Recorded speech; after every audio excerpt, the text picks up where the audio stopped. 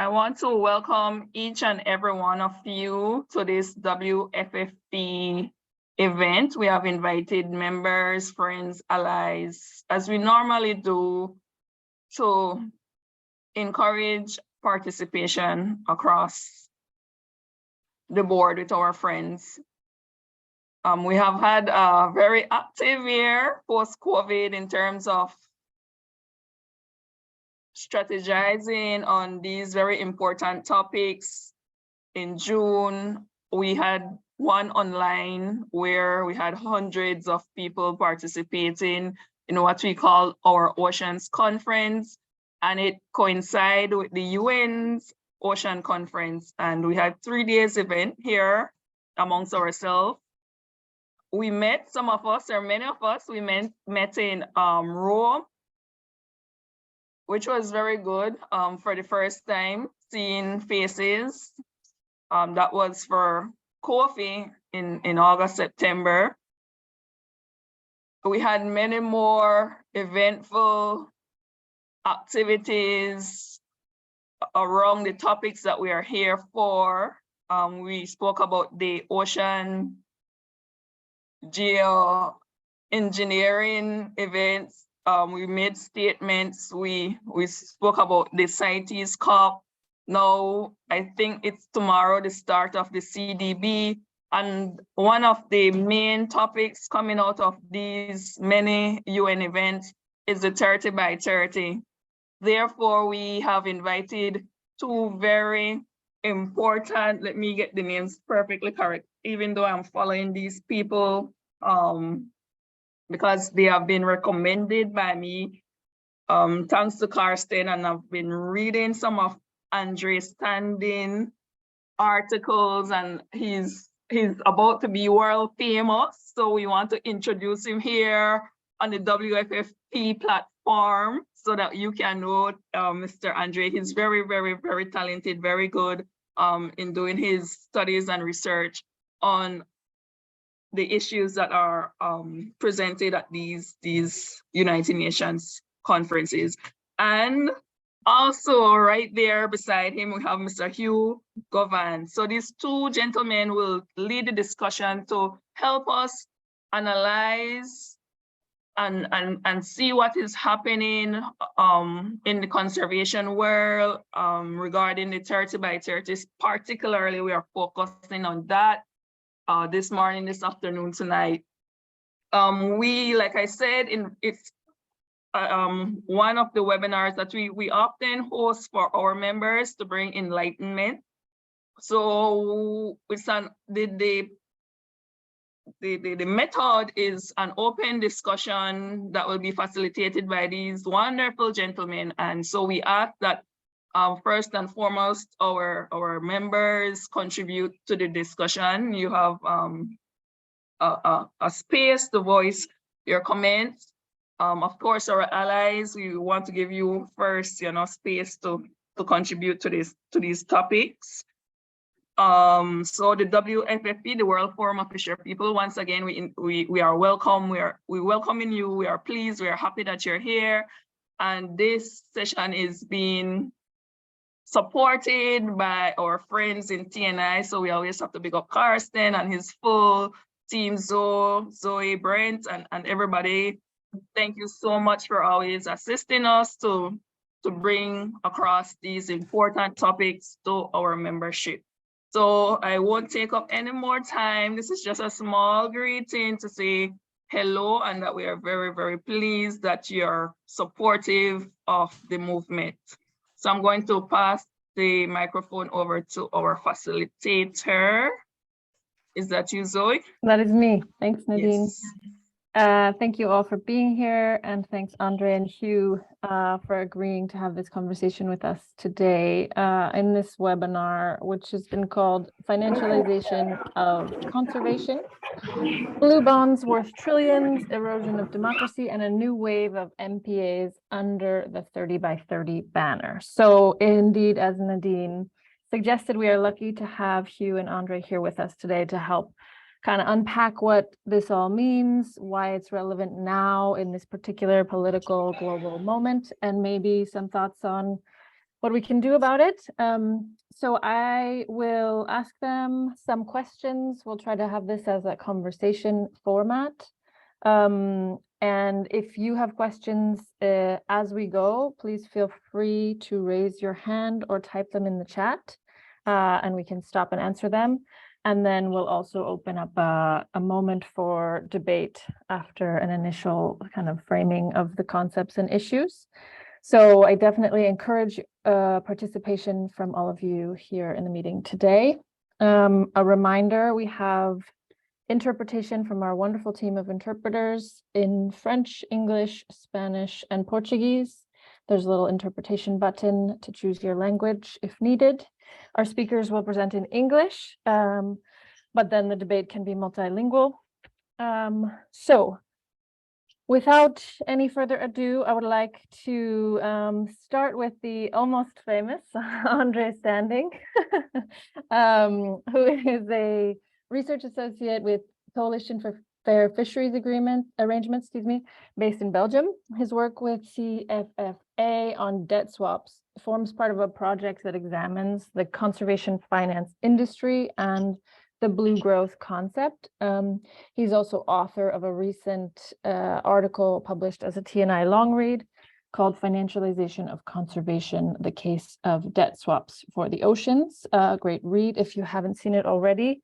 And so I'd like to start with Andre to give us a little context about kind of some of the concepts we're going to talk about today, starting with the title of this webinar. You know, what is financialization? Why is it relevant to oceans and fisheries? Could you kind of situate us a little bit in the theme of the webinar today, please? Andre, to you. Yeah, thank you, Zoe. Hi, everyone. I've never been described as about to be world famous, but it's very nice. I look forward to it. You know, working on fisheries and financial markets and things like that, you don't tend to become famous. But I think these are really important debates. Very timely as well with what's going on in Montreal. I think the financialization concept, very complicated, a lot of different definitions, but very simply, it's about the growth in the size and power of financial markets. And it's a process that's been going on for decades, and it's kind of a defining feature of late capitalism in the world we live. And I think very simply, you know, we all can relate to the idea that the banks and the hedge funds of the world, they have so much power and control over our governments and many aspects of our society. And the one area that I'm really interested in, which we're going to talk about today, is a concept called conservation finance. And the very essence of this is an idea which gained popularity about 10 years ago, that saving the planet from climate change and the loss of biodiversity needs a lot of money, trillions of dollars. But there isn't that money from governments and development aid. So we need to tap into the trillions of dollars that investors have in financial markets. So to do that, you have to make the process of saving nature, including ocean conservation, a profit-making industry, which can appeal to private investors, you know, pension funds, hedge fund managers, investment banks, those sorts of institutions. So in order to get their money into conservation, you have to package conservation into financial assets that can be sold and traded to generate money. So in the last decade, there's been a really massive movement of organizations trying to conceptualize and develop programs on conservation finance. And what we've seen in that process is a radical transformation in the conservation world. You know, traditionally, conservationists were biologists, tree huggers, you know, kind of environmentalists. But now, when you go to international meetings on conservation, the most dominant players in the room are investment banks and business consulting firms. And I think that's, you know, something we probably all can see in our work and our interactions at the international meetings that we all get to attend. You see you know, Credit Suisse or Goldman Sachs or JP Morgan are, you know, controlling or hosting events on how to save the planet from, you know, from the biodiversity loss and climate change. So that my work is really looking at what are the implications of this? What is the conservation finance industry doing? How does it change the lives of people like small-scale fishers? What are the risks involved? And it's a very complicated subject to follow because, as we all know, finance and the world of finance is very difficult to understand. It uses jargon and language that most of us don't understand. So for average people who are interested in fisheries or forestry or climate justice, when they hear all these financial terminology, it's very intimidating and confusing. So I've been interested in trying to understand what conservation finance is doing and try to put that in language that is more accessible so we can challenge it. One of the examples which we will talk today about is these debt swaps, which I believe we have colleagues from Caribbean countries and Belize, where you've recently had a debt swap. Got colleagues from Africa where you're about to have debt swaps. So it's really important we know what these are about. So that, in essence, is what we're talking about, is about this rise of conservation finance, the power of investment banks, hedge funds, and the partnerships that they have created with conservation movements, and what is the implications of this for marine conservation. Great, thanks for that intro, Andre. Before we get into the kind of nuts and bolts of how you make conservation profitable, how you sell nature to save it, as some people have said, I'd like to turn to Hugh now to give us a little context and link this sort of 30 by 30 agenda that many of you may have heard of to this conversation about financialization of conservation. So Hugh Govan has worked on natural resource governance and development from community to ocean scales globally. He is a co-author of Pacific Island National and Regional Policies on Coastal Fisheries Management and Ocean Governance, and he also supports community-based and locally managed marine areas around the world. He's adjunct senior fellow at the School of Law and Social Sciences, University of the South Pacific. He also recently co-authored with Felix Malin a recent article in the Right to Food and Nutrition Watch called The 30 by 30 Conservation Race, a Dilemma for Small-Scale Fishers. So thanks for being here with us, Hugh. I'd like to ask you to, from your perspective and your work, sort of situate us a little bit in this conversation. Why is this conversation about financialization of conservation important in this particular global political moment? Could you give us a little background on the 30 by 30 agenda, some kind of upcoming, we have the Montreal about to start. Could you sort of situate us where we are politically and globally in this issue, please? Thank you very much. And it's an honor to be following the soon to be famous understanding and also to be with all of you this afternoon. Yes, well, 30 by 30, the code name for a global and in many cases national commitment to achieving 30% protected areas across land and sea by the year 2030. This is a campaign. It's become a high-level commitment, and also it is crucially already mobilizing financial resources from the big philanthropists and others. This is indeed the commitment, on the face of it, a commitment to set aside 30% of land in your country is a massive commitment from government. It must mean they're very serious about recognizing the threat to biodiversity and the need to take action, or one would think so. Indeed, some people do believe that protected areas are the best way to protect biodiversity, but this is not a global or a scientific consensus view either. But true, protected areas are one tool, and there's been a lot of research done on them. But they're certainly not the best in all circumstances. And crucially for this discussion, they are almost always very expensive, regardless of whether you have bottom-up or top-down protected areas. We do know what they cost, and they're pretty expensive, particularly if they are effectively implemented. So that's where this. On the other hand, we have found that perhaps cheaper options are involving local stakeholders, small-scale fishers, communities, and so on. And they have proven to be quite good at managing resources and reducing the threats to biodiversity. But we do know that the secret to success of this sort of approach is that these communities must be in the driving seat. They're not waiting to be told how to conserve or where to conserve. They're doing it for a whole variety of reasons, and the reasons overlap with society's desire to see biodiversity conserved. So, I mean, the question there really for you is how many of the people listening and how many of the countries we're talking about feel that the local people are actually in the driving seat of environmental sustainability? And do you think that they have identified the priority environmental problems and that these would be addressed by protected areas, or are there other problems that they might feel need to be addressed first?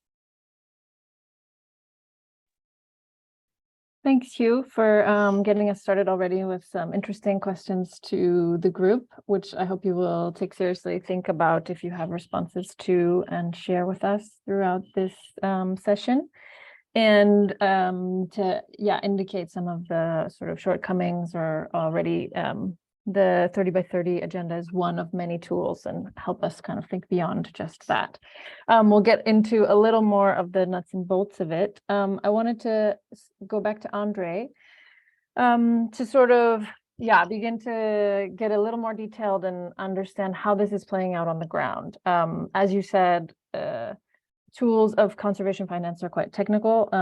It is indeed a challenging field to follow. So I'm glad you're here with us today to help kind of give us the big picture of how these mechanisms work. How does this play out on the ground? What is a debt swap? Could you try to break it down for us in common language, how these things are actually advancing? Yeah. Well, debt swaps, as many of you will know, have been around for a long time. They were first invented in the late 1980s when there was a global debt crisis. And in that period, a lot of developing countries had borrowed too much money from commercial banks in the US and Europe, and they couldn't pay them back. So at that time, the banks were saying, okay, well, if you can't pay us back, we'll take something else from you. Some other valuable asset you've got, like a share in a national industry, and then you could trade that in return of your debts. And during that time, conservation organizations in the US said, well, you've got other assets you could trade for your debt, your lovely rainforests and all your wildlife.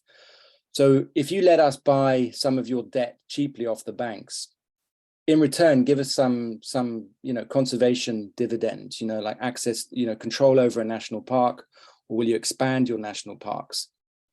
So in a very simple idea was that you would take one asset, which was debt to a bank, and transform it into another asset, which is a biodiversity project.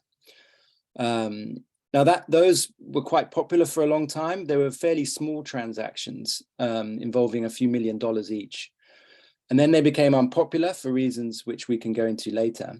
And only recently they've been reinvented by the US organization, the Nature Conservancy, working in partnership with a few banks, including Credit Suisse.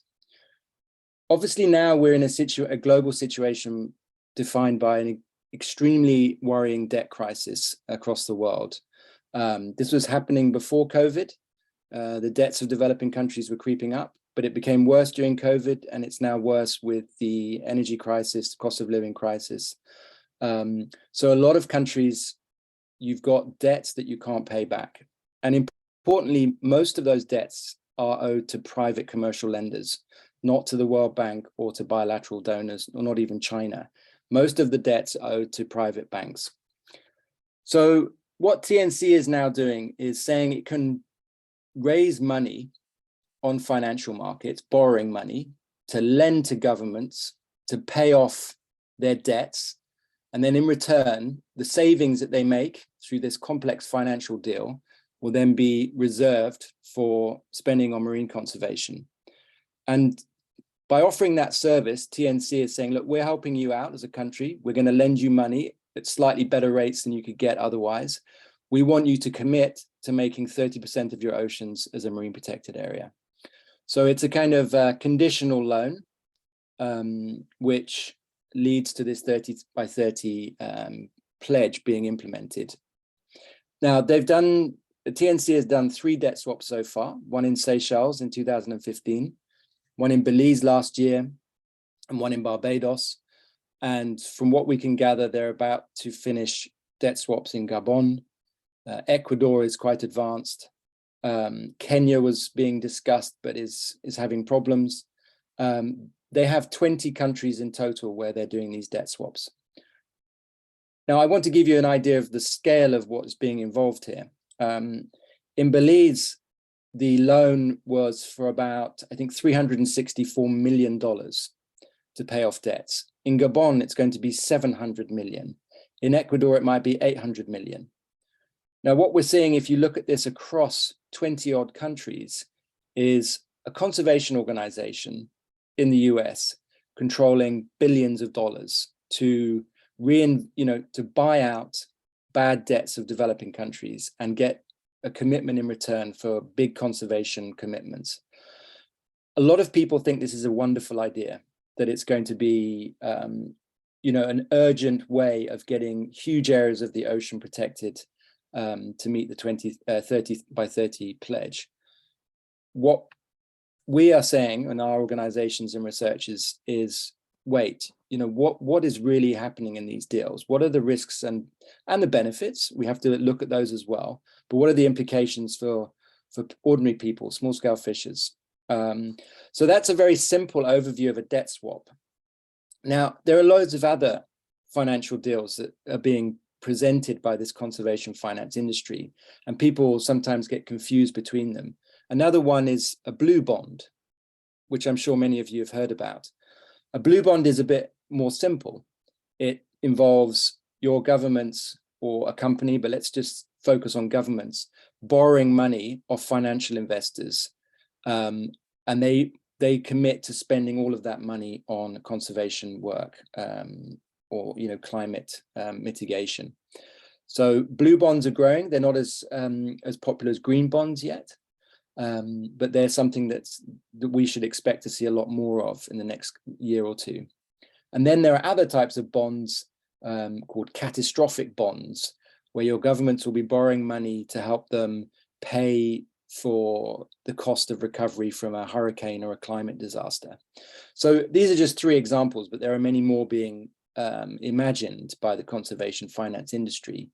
And I think what's important is that these instruments are based on instruments that we see in financial markets, in mortgage markets, in kind of money lending markets. They are a reflection of the financial industry's innovation, and that's being applied to raising money for conservation. And I think we all need to look at this very, very carefully. Thanks, Andre, for breaking down such complex mechanisms in a clear way. I'd like to go back to Hugh now to help us think through some of the implications, specifically in approaches to conservation of this sort of rollout of and influence of financial assets in the sector. Could you help us sort of analyze or understand what different models of conservation, including the 30 by 30 initiative as it is proposed, but and potentially alternatives, if you'd like to speak to that now, what that really looks like on the ground, some of the tensions, threats, unanswered questions of what different models of conservation mean for communities on the ground. Hugh, could you speak to that for us? Yes, indeed. Well, yeah, based on experiences around mainly the developing world, of course. Sorry, a second. Yeah, there are some major risks. I mean, our experience in biodiversity conservation as well as resource management, particularly with the local communities, suggests that the biggest issues are actually being completely avoided by those in these rooms taking decisions on the 30 by 30. A big risk of paying so much attention to 30 by 30, let alone paying so much money to 30 by 30, is that it risks diverting funds and attention from the main threats. So it's unlikely to achieve the promised benefits unless essential preconditions are met. Expert studies by and for African countries and other developing nations around the world are very clear in highlighting that there are environmental management issues that need to be addressed before protected areas could be parachuted in on top of those situations. And so if this is not being recognized, we're just going to end up with a situation where we've got an even more expensive tool that will be hard pressed to work at all. We'll need more investment to keep it propped up, and will continue to absorb money. The problem there too is that a lot of these funds would actually negatively impact on the well-being and human rights of local people, who on the one hand could be potential allies, but may well be further marginalized by addressing targets that are not their real issues, could rebound on biodiversity by losing public support, or even worse, marginalizing and making hungry people who will become so-called poachers in their own lands and seas. So although we're asking for rights and processes to be duly respected, it's very unlikely, and we wonder whether investment is going to go to organization that supports rights, processes, and let alone financing the ongoing implementation of such expensive areas.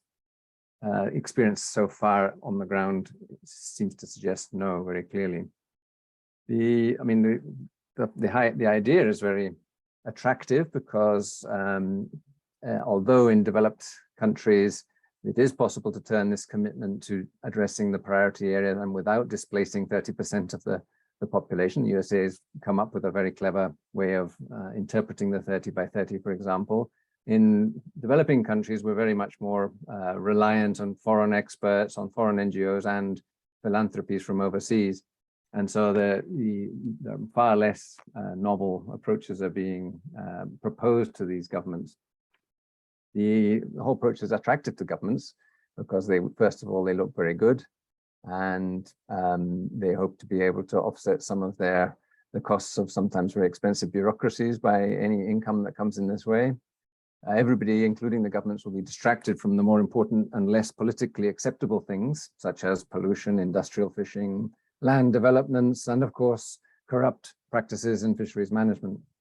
And so it's possible that money and attention will be even scarcer for those key areas.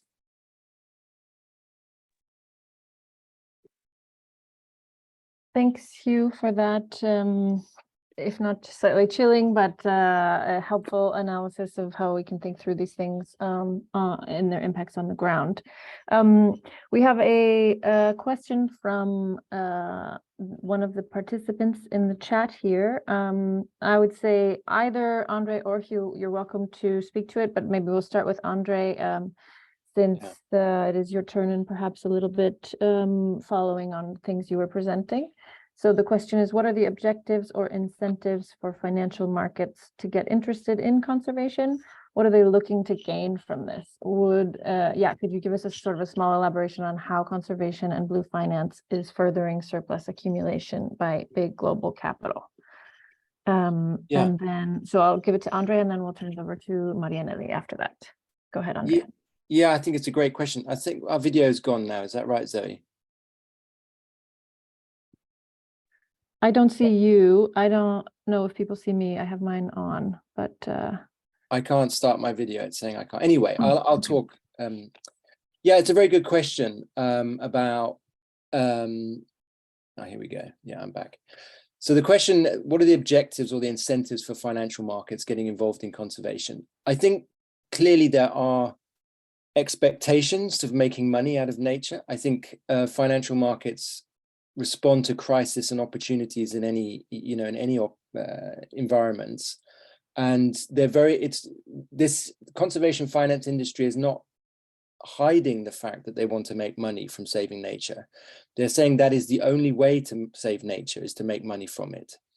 Saying, in a very simple way, if you can't have a nature as part of economic growth, then it's not going to exist. So we have to develop solutions which in which nature and solving biodiversity and climate crisis generates surplus profits.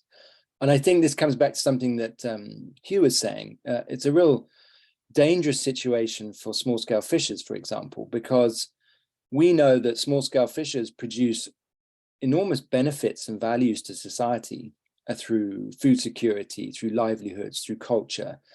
One thing they don't tend to do is produce surplus profits, as in extra profits that can fund bank loans.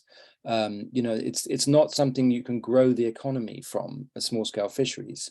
So I think when we continue, we allow the blue economy and ocean conservation to be financialized, we do end up with a situation where the ocean industry is going to have to pay back the loans. And then, what sort of sectors are prioritized? Whose interests are prioritized? So these are big questions, but I think a very excellent question put to us. I would say specifically on debt swaps, one of the issues that I'm interested in is you look at these deals, the way they're presented in mainstream media and at conferences, and they look like acts of generosity. And I'm sure many people in Barbados and Belize think that Credit Suisse and TNC were helping their country to save money and almost gifting them money for marine conservation. Actually, when you look at the details of what's happened in the financial transaction, Credit Suisse and TNC have made a lot of money out of it. They're winners in this situation, and the profits are quite extraordinary in some respects. So we have to be very careful not to be confused by the surface of these financial transactions and realize that we're dealing with organizations who are duty bound to make profit in investing their money. I hope that is clear. Thanks, Andre. Indeed, quite clear. Before we go back to you, Hugh, how about I'll invite Marianelli first and then Lider to give some questions and perspectives from Ecuador, and then we'll turn it back to you, Hugh and Andre, if you want to comment on what they say. Marianelli?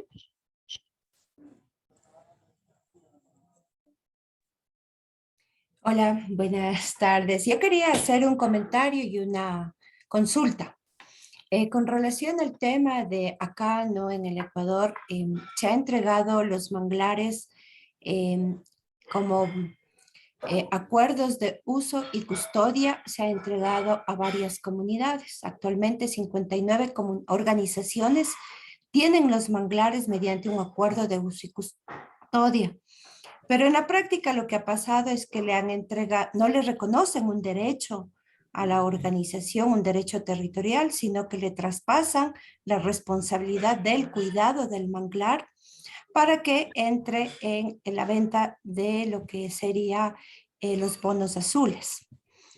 Y de ahí mi preocupación y mi pregunta es, el Ecuador, ¿no es cierto?, al comercializar la naturaleza en el mercado de carbono, primero está perdiendo soberanía sobre su territorio, ¿verdad? Y mi pregunta es si al final esto pasa a ser activo, ¿no es cierto? Los manglares, las áreas protegidas, pasan a ser activo de una empresa que compra estos bonos. ¿Puede pasar a ser un activo de estas empresas que compran los bonos? Gracias, Marianelli. Perhaps before we turn it back to Andre and Hugh, maybe Lider, would you be willing to share your question verbally so we can hear from both of you, and then we'll turn it back to Hugh and Andre.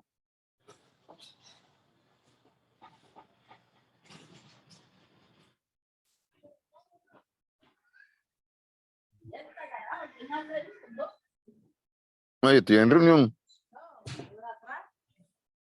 Oye, ya está chapeando. Ya, ahí está. Lider, adelante.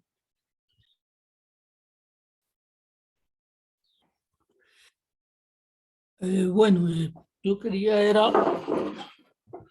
Aló, ¿sí me escucha?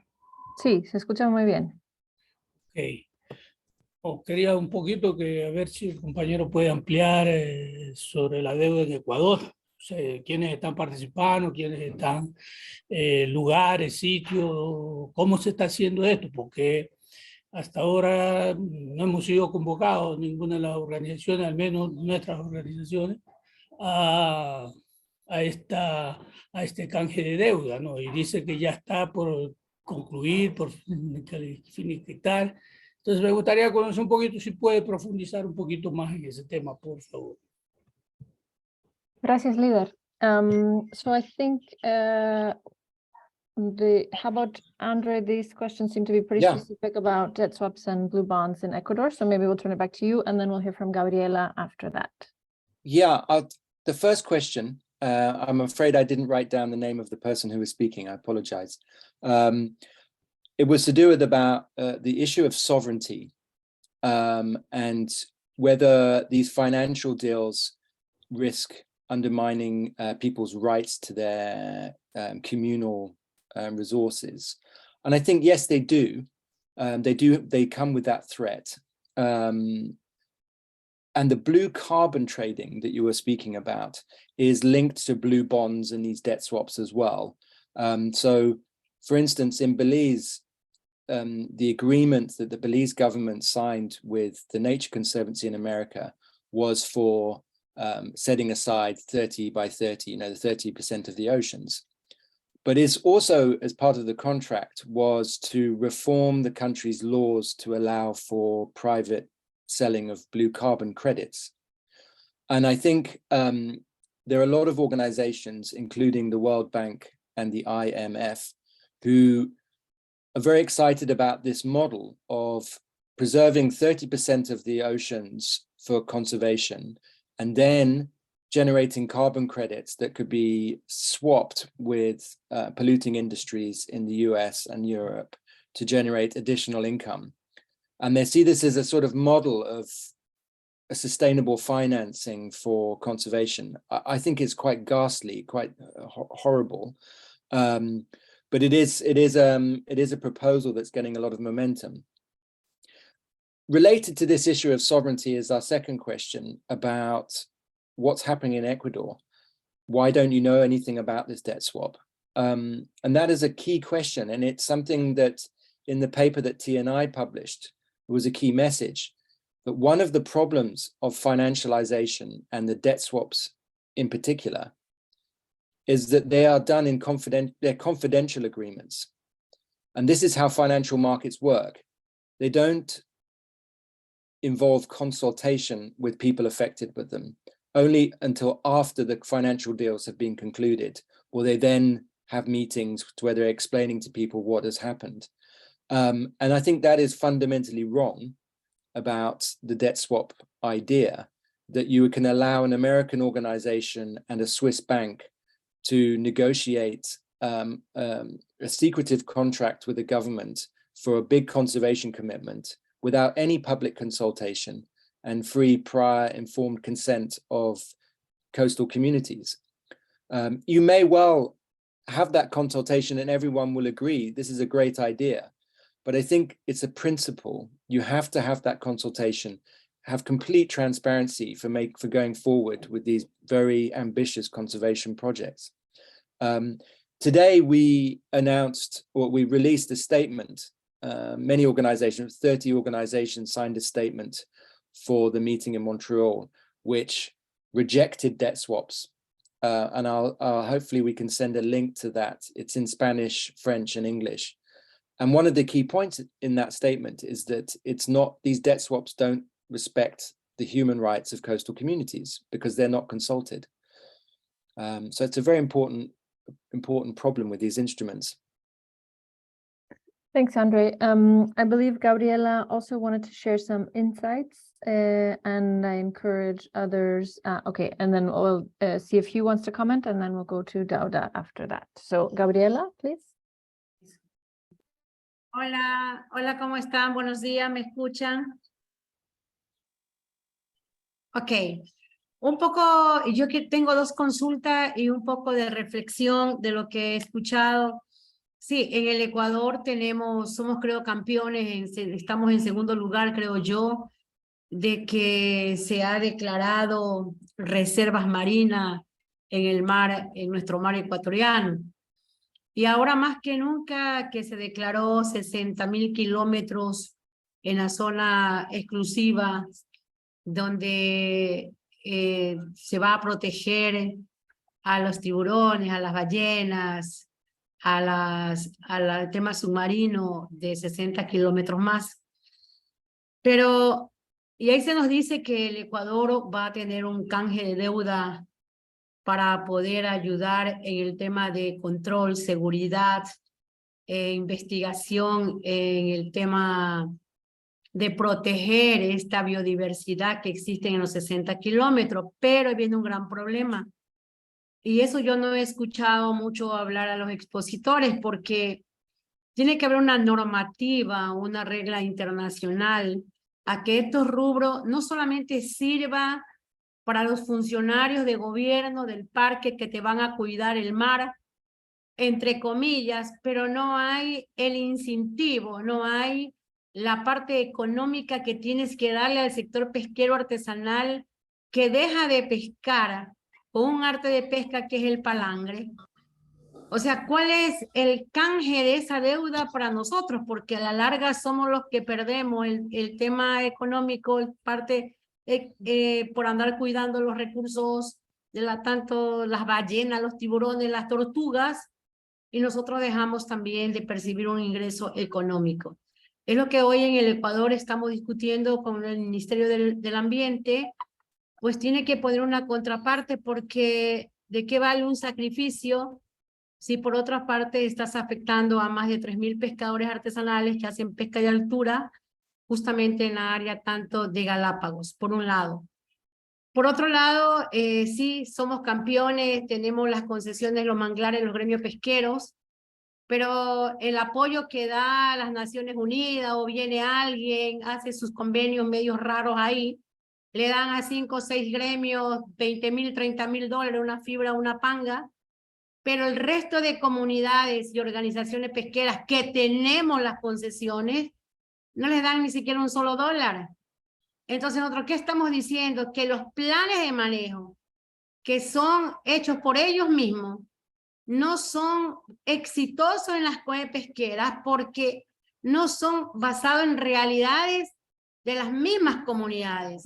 Y fíjense ustedes que nosotros acá tenemos que financiar el cuidado de los manglares, hacer los custodios, es el aporte de cada pescador. Entonces, eso es contradictorio cuando se dice que están haciendo un canje de deuda por el tema de la conservación, y todo el mundo también ahora habla de la pesca ilegal y la pesca no reglamentada, la están apuntando todos los recursos económicos hacia allá, pero se olvidan de aportar económicamente a las comunidades pesqueras para su desarrollo, para su mejoramiento y para la protección de los manglares, de las especies, de la limpieza de nuestras playas y del cuidado y protección de los recursos hidrobiológicos. Entonces, otra pregunta que a mí me gustaría preguntarles a ustedes. 3 preguntas. ¿Cómo medir el carbono en los manglares y cómo funciona este canje de deuda? O sea, ¿cómo se lo mide? ¿No? Este crédito que los gobiernos hacen, ¿es por las deudas que tienen los países o es una plata que viene para apoyar a este tipo de acciones para, entre comillas, decir que estamos preservando la naturaleza y acabando con la contaminación para mejorar el tema climático?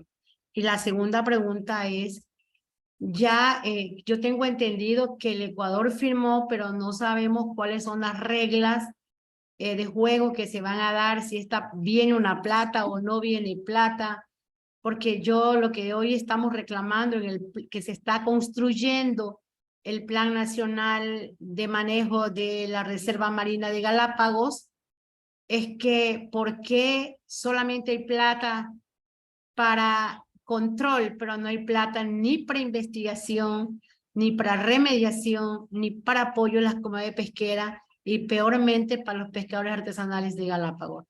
Hasta aquí mi intervención.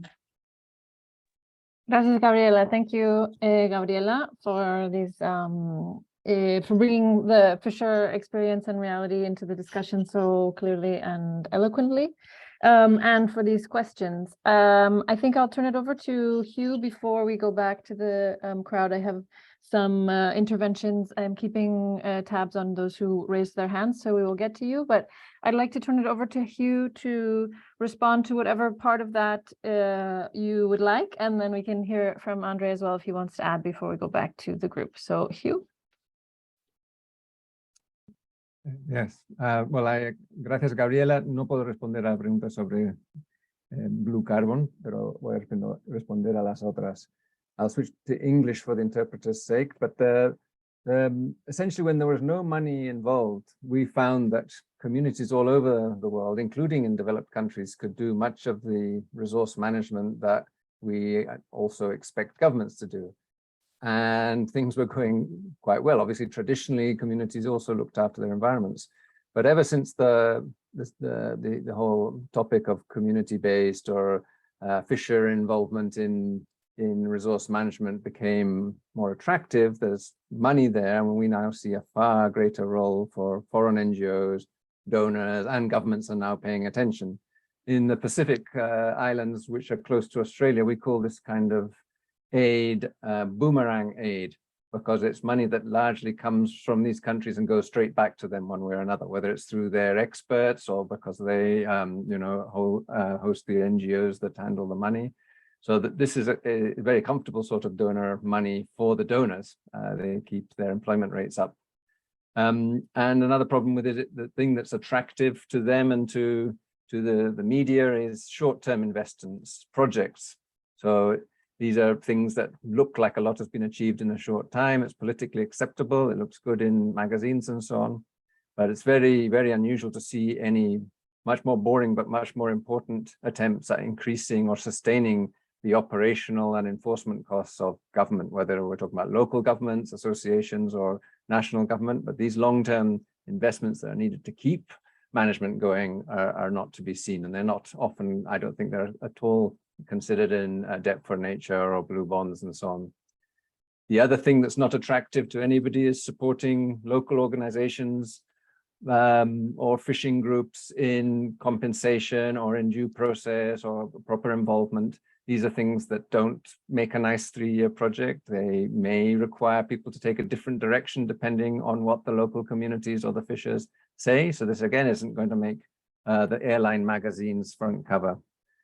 There is another issue with being donor driven. The money's coming from foreign countries. The rich Western countries tend not to approach conservation or environmental management in a locally appropriate way, let alone an indigenous way. Indigenous ways which you could argue have a far better conception of how to balance use and conservation. Just one example, and this is a little bit touching on Gabriela's point, but many Pacific Islands communities still have strong traditional rights over their mangroves and coastal areas. But these rights are understood, but they're not well captured in modern legislation.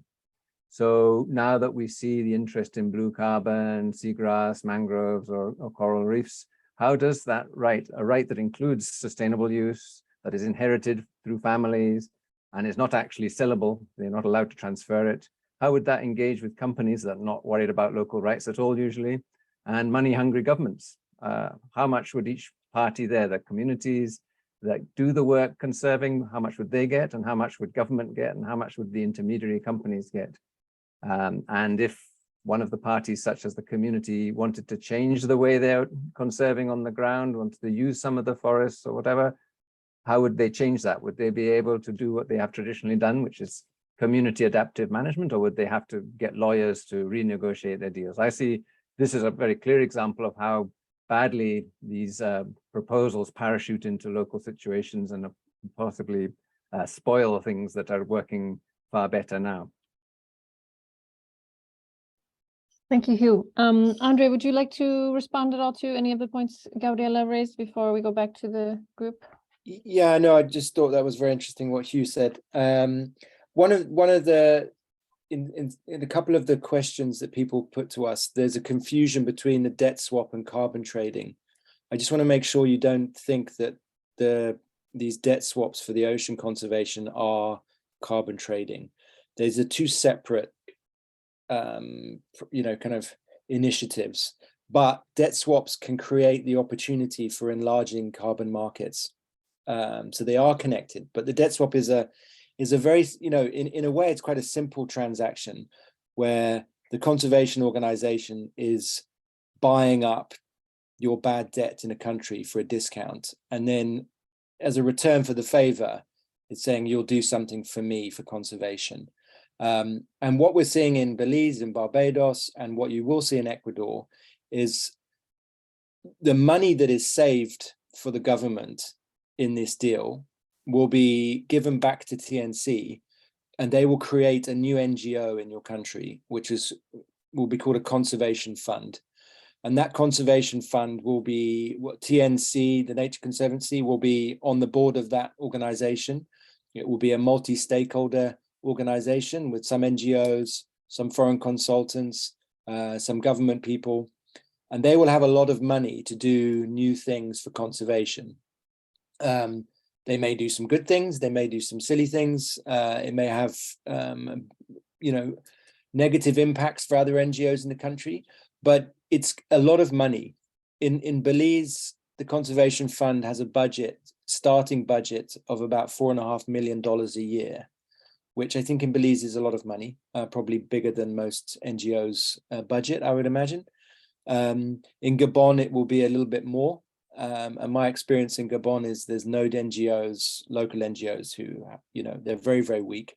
So I think the political implications of these moves, as Hugh was saying, it always looks like a great idea just to throw money into these situations. But that the problems, the challenges of sustainable and equitable resource use are fundamentally political problems, not financial problems. So money might be important, but it certainly doesn't solve everything. And often it makes things worse, throwing a lot of money around. So there isn't a conversation about what do you need as a country? What are your needs to try and move towards a more sustainable and equitable use of ocean resources? And is it just about money? Thanks for that, Andre. Next, I saw Dauda's hand. Dauda, would you like to share your comments, experience, any questions you have? Please, the floor is yours.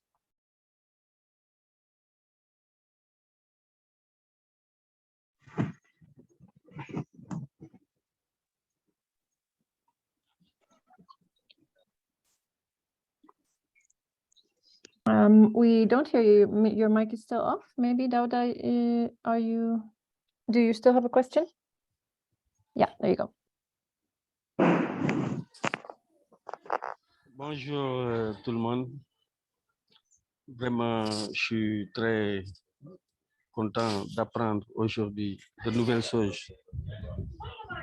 Si je comprends bien, on dit que l'objectif, c'est de sauver 30% de la biodiversité de la planète d'ici 2030. Et tout le monde sait que 2030, c'est vraiment à la porte, quoi. Ça frappe.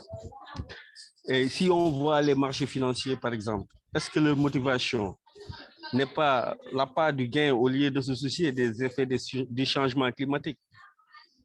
Ben, parce qu'ils continuent de financer des projets d'envergure qui ne militent pas en faveur de préservation de l'environnement. Par exemple, tous les grands projets ont des effets destructrices sur l'environnement. On assiste à la déforestation actuellement, à la surexploitation de nos ressources halieutiques. Et nos États continuent de financer, par exemple en Ouganda, on finance un projet de grande envergure avec des sociétés que je ne cite pas leur nom, par exemple des sociétés françaises qui sont censées exploiter le pétrole. Par exemple, nous ici au Sénégal, Nous avons des projets de pétrole et de gaz offshore. Et tout le monde sait que tout cela, ce que ça engendre. Nous avons aussi l'exploitation du charbon. Et puis, vraiment, est-ce que ce n'est pas très contradictoire? Parce que la biodiversité, c'est le tissu vivant de notre planète. Cela recouvre l'ensemble des milieux naturels, l'ensemble des composantes, des variations du monde. Donc, on nous parle de biodiversité, de 30 by 30, de financement. Est-ce que ces financements ne sont pas contradictoires avec ce que l'aspiration des sociétés vis-à-vis de ce que nous vivons, quoi? Est-ce que ça ne viole pas les droits des communautés locales et des communautés autochtones, bon, qui vivent ces effets du changement climatique avec tous ces effets de glissement de terrain, des inondations, etc., quoi. Vraiment, c'est ce que vraiment, je trouve ça très contradictoire. Merci beaucoup.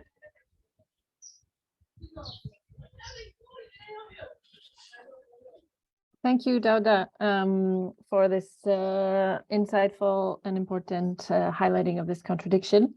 I have a number of hands and comments, so I think I'll take also next. I saw Jones, you made a comment in the chat. Would you like to share it verbally before we go to Neva and then Margaret? Jones? Yeah. Please. Yeah, my name, I am Jones Spartacus from WFFP. Thank you for this wonderful gathering because of WFFP and also from NFF from India. Thanks a lot for the article, the piece of article that has come, because that is the only article that I have read to critically understand about this 30-30 proposal. Thanks for both of you for being here, also for also giving that piece of article. So regarding the issue of 30-30, the proposal of 30-30, we loudly reject the proposal 30-30 because there are several reasons to, as many of our comrades have shared about their views on 30-30 proposal. So it's very clear that see, already I have also shared the same in the chat, but I want to the thing is that financialization is everywhere. So that's what we recently had our conference of ocean people, where we said that we are the ocean people. The ocean people is that we not only because not only we are fishers. Fishers means only the global ideologies are thinking that we should give only the rights over the fishing and the waters. No, we have our sea, we have our land, we have our inland water bodies, we have our forest. So that's how our customary governance comes, our customary commons has come. That's where our historical rights is. This is how holistically or integratively, whatever term it is, to see the ocean people or the fisher people in large.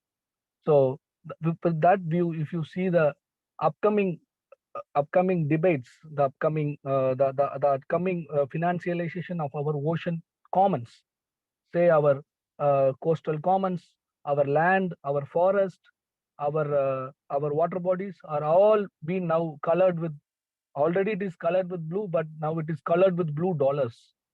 Pro-blue programs by blue economy programs, blue carbon, blue food, the cultured food is called blue food. And our villages are called blue villages for engaging tourism, ecotourisms. So this is going to create a huge cry over our identity over the coast. Today, the corporates are buying our lands, and they are claiming that they belongs to the land, and they claim them as the identity of the ocean people. They are buying islands through these conservation programs. Conservation NGOs are buying islands, buying the inland water bodies in the name of conservation. Where does this identity goes in? Where does our historical rights has been talked about? All our commons has been fenced with this blue color. Recently, I was also in the COP. It is not at all the COP on climate change. It's a corporate parties who are sitting together and talking about financialization of climate. They're talking about climate finance fund. They're talking about giving reimbursements or they're talking about giving compensation to us for their loss and damage. Then what they're trying to say to us, they're going to kill us and give compensation as excretia to us. The same way now the COP 3030 is going to happen. They're going to sell all our forest, the way that is going on, our forest commons. Already, see, forest commons means what Yugan was also said that in the national legislations, it is not at all counted. It is not at all noted. It is not at all the way that it has been sustainably or whatever the beautiful words has been mentioned there. When you see the legislations, the customary rights of us over the commons are not being recognized. And we are the ocean people, not at all recognized in any of the world. And 70% of the earth is the ocean. So this is where we stand. We have no recognition. And this financialization of our commons are happening one by one. And now finally our forest commons also. So they talk about financing over the commons, getting more and more petrodollars. Initially, it was the fisheries resources. Now all the integratedly they are thinking about to take over the commons. So we have to. I know there are many comrades who are attending the 3030 in the 3030 conference of COP also. Please raise that all these commons they should recognize our rights. They should recognize our customary governance, not talk about co-management or community management. Nobody wants to manage us. We can manage our resources well in advance. Accepting this 3030 proposal will indirectly say us that we are being in crime of degrading the resources of our mother ocean. That's what it is understood, and that's what it is. If we are accepting this proposal, then we are accepting that we are degrading we are not conserving our resources. We are not securing our resources. So we have to reject this. We should loudly reject this proposal. And we have to loudly say that recognize us, recognize the historical rights of us, give back our governance, don't finance us. We no need money from you. Nothing to be invested, whether it is the WTO trade agreements or nothing, no money, blue economy or whatever it is, whatever which comes with the dollars. No, let us keep a resistance to it. Let us restitute our rights. Let us loudly ask for recognition of our customary governments and our customary rights. That is the only way to get rid of all these blue fences, and cut all these blue fences. Otherwise, the beautiful words like co-management, ecosystem-based management, sustainable economies, or blue bonds, whatever it is going to grab our resources and erode our ocean land, uproot us from the ocean land, and we will lose our identity. And we are here. Thank you so much. Thank you. Thank you for this powerful intervention and helping us sort of shift a bit to the what is to be done from here question for the remainder of the session. If Hugh and Andre don't mind, I have quite a few hands still, so I'll continue to let them speak and then give you guys some closing remarks at the end. Next on the list is Neva and then Margaret. Neva, please. Sí, hola. Hola. Una cosa que quería, primero, buenos días con todos. Y soy Neiva de Ecuador. Primero quería dejar algo bien claro también, o aclarar, hacer una reflexión de que como organización de los manglares, como se condena, no hemos sido tampoco convocados a este canje que siempre le dicen el 30 por 30. La verdad, les soy sincera, no entendía bien lo que era el 30 por 30, porque recién ahorita lo estoy acabando de entender bien. Una de las dos cosas que yo quisiera también dejar bien en claro es que los manglares y el mar no estén en venta, que es algo de nuestras comunidades, que nos pertenece a nosotros, que somos recolectores, pescadores, que vivimos dentro del manglar, quienes hacemos la faena diaria, que estas clases de proyectos que vienen embarcadas y que lavan el cerebro de muchas otras personas que pertenecen a nuestro Ecuador o a nuestro territorio, que ven solamente lo económico, pero más no ven la lucha de defender el manglar, de defender los mares, de que es un hábitat de una biodiversidad donde tenemos muchos recursos, donde alimentamos a muchísimas personas.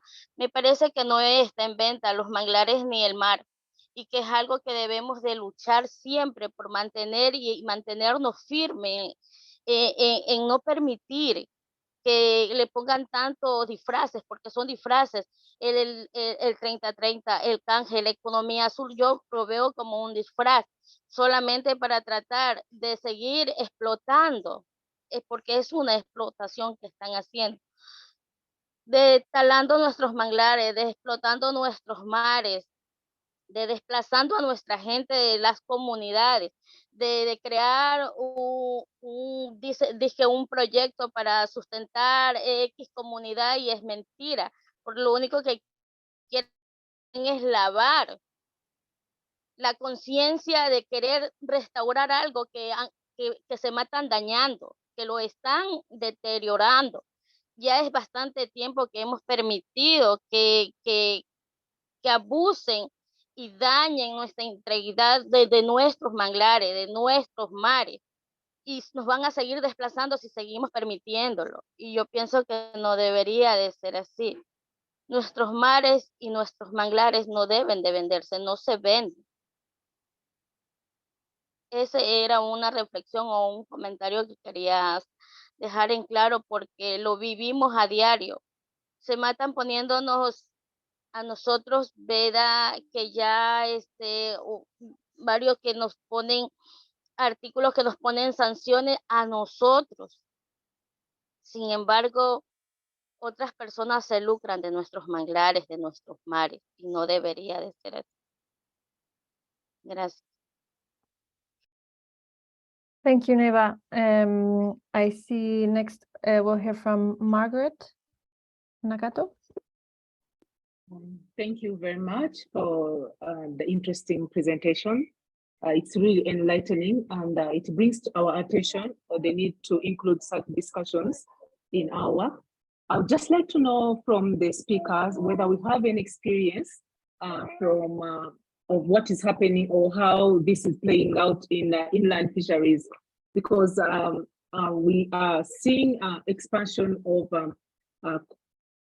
restriction of access to some parts of the lake and the guise of conservation, and majority of forests have also been undertaken, and this is restricting fishing communities. So it would be really good to understand how is this playing out in inland fisheries, or even if it's happening at all, so that we are aware of, or we start to read this to what is happening. Thank you very much, everybody, for your enlightening presentations. Thank you, Margaret. Okay, I will turn it back over to Hugh and Andre now. Before I do that, I'm going to invite Josanna to make her intervention, and then I'll give you guys the floor after. Josanna? Escuche primero, aprenda. Ni un 2 reales sale si no está hecho todo. Josanna, go ahead, please. Antes de que me vaya. Obrigada, muito obrigada pela oportunidade, mais uma vez, de rever vários companheiros e companheiras, e ao qual eu saúdo todos em nome do MPP, do Movimento dos Pescadores e Pescadoras do Brasil, e dizer assim que esse é um tema muito polêmico, né? Polêmico porque é um financiamento que financia o nosso extermínio, que financia a nossa falta de liberdade, né? Que está financiando a precarização, né, do sistema pesqueiro da pesca artesanal, né? Então, eu dizer assim que a gente precisa cada vez mais nos aprofundar nesse nesse tema. A gente precisa cada vez mais conhecer os reais interesses que está por trás de tudo isso, né?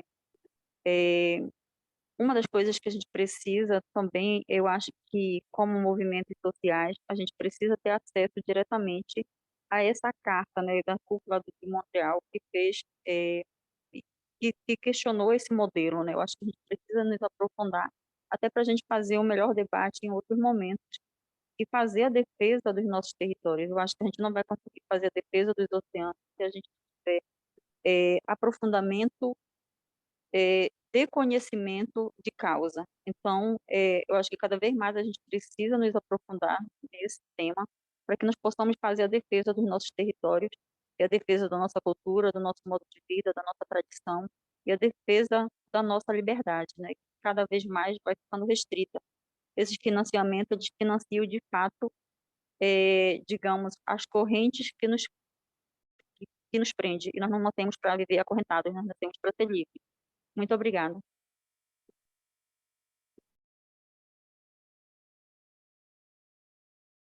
Thank you, Josanna. Now let's hear from Alejandro, please.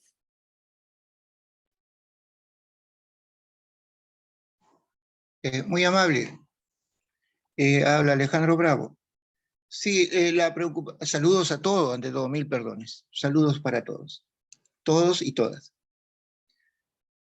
La preocupación ya no solamente es en una sola región o en un solo continente. Esto va más allá de las expectativas nuestras y de los propios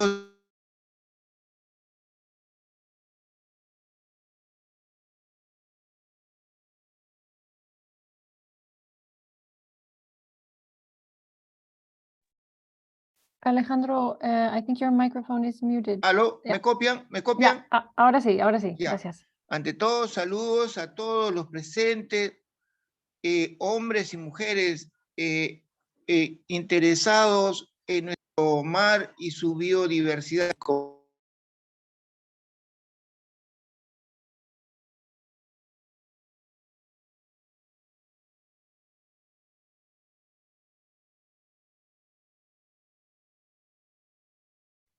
Alejandro, hay algo que pasa con el micrófono. Creo que como... No sé, ahora sí. ¿Me copian? ¿Me copian? Sí, ahora sí. Yo no les copio nada. Bien, si me están copiando, la preocupación nuestra es la siguiente, de que el pescador artesanal, hombres y mujeres que nos dedicamos a esta arriesgada labor, y por cierto honorable, estamos siendo desplazados de nuestro centro de trabajo, de nuestros lugares ancestrales de trabajo. Y en realidad no estamos viendo resultados que puedan beneficiar directamente al pescador, al auténtico hombre de mar, de río y lagos. Entre ellos también, por supuesto, a nuestras honorables mujeres que se dedican a esta actividad. Estamos siendo desplazados, nosotros no tenemos la culpa de haber nacido antes de. Si hay una industria, la industria tiene que respetar al sector pesquero. Que la industria, las ONG, con el mayor de los respetos, no solamente deben preocuparse por un salario, etcétera, que merecido las tienen también por sus estudios, pero que tienen que darle el espacio y la tribuna que le corresponde al pescador artesanal. Ellos deben guardar una distancia prudente, razonable, ahí donde realmente el pescador, que es lo que necesita de ellos, la capacitación, que le den la confianza y que le devuelvan el micrófono para que ellos puedan hablar libremente, para que puedan hacer llegar sus expectativas, la problemática de sus respectivas regiones, allí donde nosotros creemos y confiamos en que se van a resolver nuestros temas. Soy pescador artesanal y vivo única y exclusivamente de lo que la madre naturaleza me da a través de la mar. Por lo tanto, debo amarla, quererla, honrarla y respetarla y como tal defenderla. Por eso, mis hermanas que me han antecedido también menciona de que están siendo desplazados. Como les digo, eso no solamente sucede en mi patria. También tenemos derecho a ver con claridad lo que se han discutido en otros momentos. y que hoy en día también se tenga que perfilarse por respetar al dirigente nacional, internacional de habla hispana.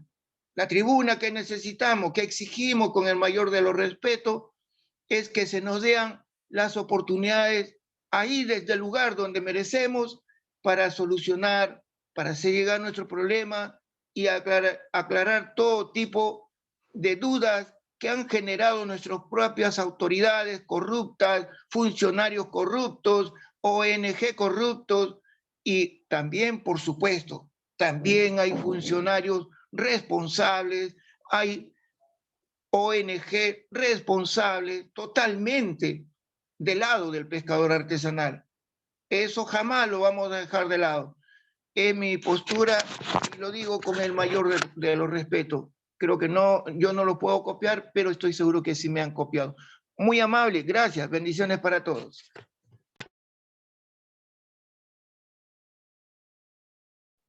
Thank you, Alejandro. In the end, we managed to hear you very well despite those minor technical issues. We have time for one other comment from the group. I see Vanaja has written in the chat. I'd like to invite to speak if you would like to say something, Vanaja, before we give it back to Andre and Hugh. Or Vanaja, I'm not sure if I'm pronouncing your name correctly. Apologize. Yes. This is Vanaja. Yeah. Welcome. Go ahead. I don't have that much fluency, but I try to express myself. So we, the ocean people, we have to oppose the methodologies suggested by the states for 30 by 30. We have to oppose strongly. This is what my opinion, because in all states are give approval for all the carbon industries, then they are doing like this 30 by 30 and all other things. So we have to oppose, we have to be very careful. That's what I want to say. Thank you. Thank you for this input. All right, if there are no other burning comments or questions, I will turn it now over to Hugh to share some concluding remarks, final thoughts based on any of the questions or themes that came out from the floor, or also looking forward, strategically, what do you think are important things for especially small-scale fisher organizations and people concerned by the 30 by 30 implications of this initiative to keep in mind? What will you be looking for as the negotiations unfold in Montreal? Sort of any comments on where we go from here, what should we be looking for, what should be done? So Hugh, I turn it over to you. Thanks. Yes. Well, I mean, it's been far more exciting listening to everybody else, and certainly I don't want to take up time that somebody else could be using, because there's some great inputs from all 50 of us. The Montreal problematic, the talks are stalled on 30 by 30 because of the governments want to see more money on the table. And this is a concern because, of course, the easy solution for this is for the donors to put the money on the table. This is a concern to us too, because, of course, we know this money won't come anywhere near where it's needed. It certainly won't come to organizing and empowering the communities and fishing groups that would be most affected. Also, it's very likely that the donors will simply rebrand money they've already granted. We've seen them do this already this year in other conferences. So they will make a list of all the announcements they've made in the past and say, this is new money, and it won't be new money. And in fact, many times it's money they've taken out of other aid budgets. So you may be getting less drinking water or other aid and more MPAs. So good luck with that. Civil society at COP15 is raising the concerns about local and human rights, and that these are central. But again, I'm not comforted even if the words human rights are included in the text, because we know very well that the money will be going to conservation organizations, government and NGOs, And it will not be going mainly to the people who fight for human rights, who defend against abuse, who look for transparency and all the rest of it. So regardless of if the words are in the text, there will be no legal obligation for a country to ensure that human rights are not affected by the 30 by 30. And indeed, some of the people getting the money are notoriously already abusing human rights in the name of conservation. So what can we do going forward? Well, I think we're doing what we, some of the things we can. You're making your views known. Some of us are trying to capture or write down your views. There are statements that you can sign up to that are being circulated in the chat. We will try in our organization to make sure that your voices are heard, either somehow getting you to these places where decisions are made, or at least that your statements are on the table for people to consider. You need to continue to think about this. How do you want to be involved in your countries? How would you like to be part of decision making? Please make this known to everybody so that these things are on the table as well. Tell your governments we need to keep an eye on our own governments, because in the end of the day, they come back and they've got the money and they're going to do what they do to us. And think also, what are the most burning, crucial issues that you would like to see done to improve the environmental management in your countries or in your communities? What do they need? Do they really need money? Do they need structural change? Do they need changes in governance or fights against corruption? Please also think more about this, and please communicate it so that we can help you get these messages across. But otherwise, I'm just very, very honored to be with you all today, and I've really enjoyed the questions and the presentations. Thanks very much. Thank you for that. I will turn it over now to Andre for, feel free to specifically respond to, there was some targeted questions around inland fisheries, and then a whole host of other things brought up by the group. Given your sort of deep dive that you've done into understanding conservation finance, do you see any, weaknesses that can be exploited strategically? Where, kind of looking forward, what do you see on the horizon as sort of opportunities and threats to be aware of? Andre, please. Yeah, thanks, Zoe. I'll echo Hugh's comments. It's been a real pleasure to listen to you. I'm sitting in a very cold living room in England, and it's very motivating to hear people speak from around the world and connect with you. On the questions and the comments that were raised, going back to Dauda, I have on my list. I was nodding my head to most of what you all said, in agreement.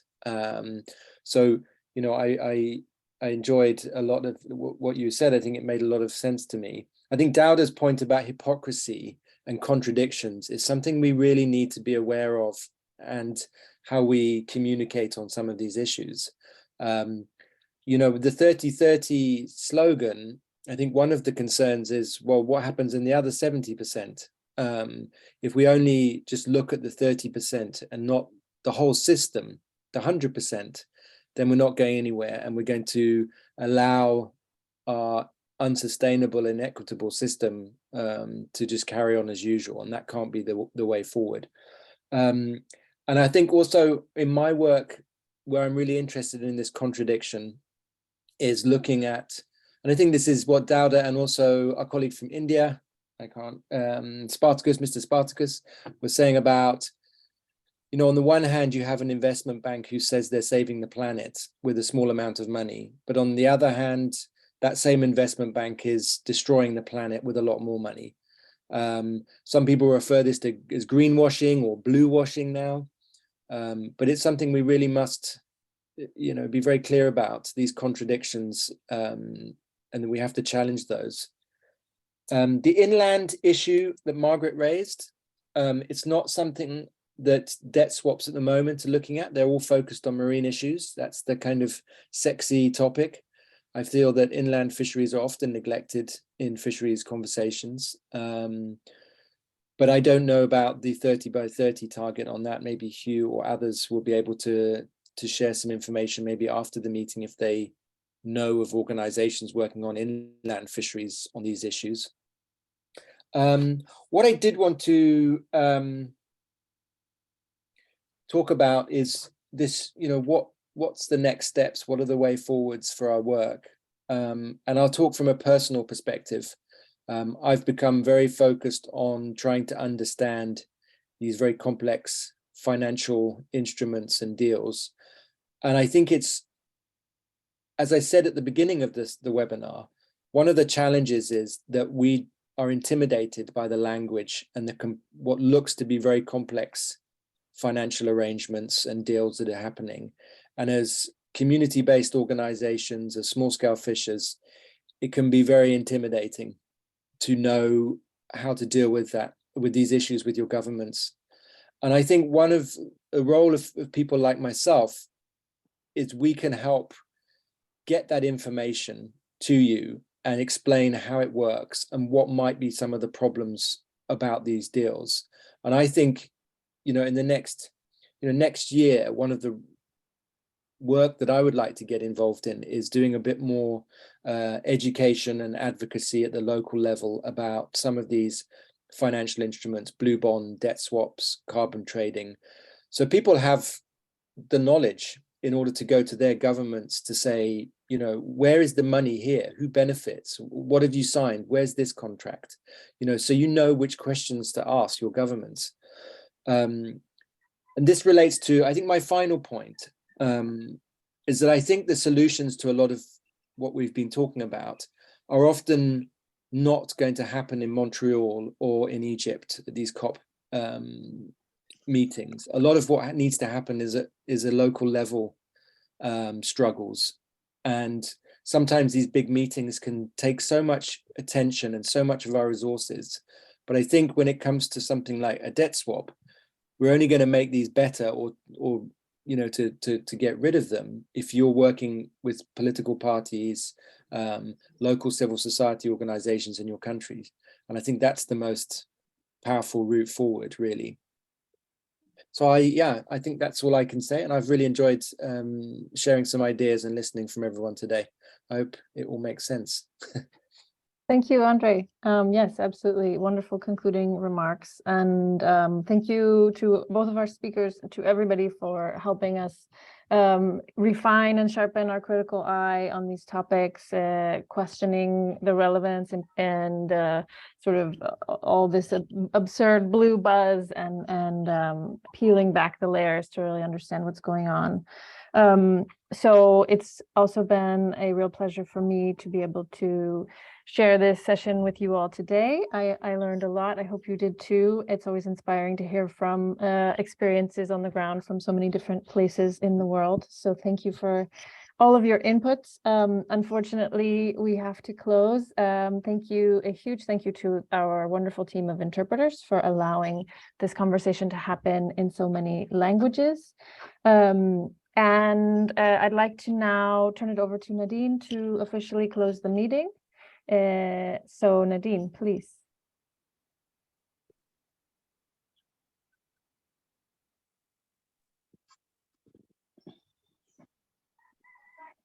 Hi, Zoe. I see that we still have hands up. I saw Dina from Honduras. So, but we really need to close because we have to. Sí, Yeah. Nadine, aquí estoy, Nadine. Un gusto saludarlos. Tengo pena porque siempre amo lo que hace el Foro Mundial de Pueblos Pescadores, pero ustedes saben que desde julio dejé de colaborar para Codefagol. Sin embargo, estoy muy identificada con la causa de los pueblos pescadores. Estoy identificada con el Foro Mundial de Pueblos Pescadores y a veces los escucho, miro y todo, pero no quiero entrar en conflicto, diríamos, con Codefagol porque ya no trabajo para Codefagol y es el socio. Pero en cualquier parte que ustedes consideren que yo pudiera colaborar desde mi punto, diríamos, de conocimiento de la problemática de pesca, de lo que aborda, pues yo estoy con todo gusto para servirle, ¿verdad? Como profesional, como mujer comprometida con el sector, diríamos, vulnerable de lo que es la pesca artesanal, ya que estuve trabajando 11 años continuos en este proceso y realmente siempre me da gusto escucharlos. Así que Nadine, voy a estar pendiente, teniendo los cuidados para evitar, diríamos, conflictos institucionales por el tema, diríamos, de los socios, que el socio oficial es Codefagol, pero igual ofrezco, diríamos, mi voluntariado para apoyar en lo que ustedes consideren como Foro Mundial de Pueblos Pescadores. Así que un gusto saludarles. Hoy desde otros espacios estoy trabajando para el gobierno de Honduras, pero igual estoy muy vinculada, diríamos, con la ministra de Agricultura y Ganadería y acaban de nombrar el director de pesca, que eso surge a través, diríamos, de una propuesta que planteé yo por el tema, diríamos, de buscar la mejor oportunidad para resolver el tema, diríamos, de la problemática de pesca a nivel de Honduras. Como bien ha dicho Zoe, hay muchos problemas que tienen que ver con decisiones políticas de los países.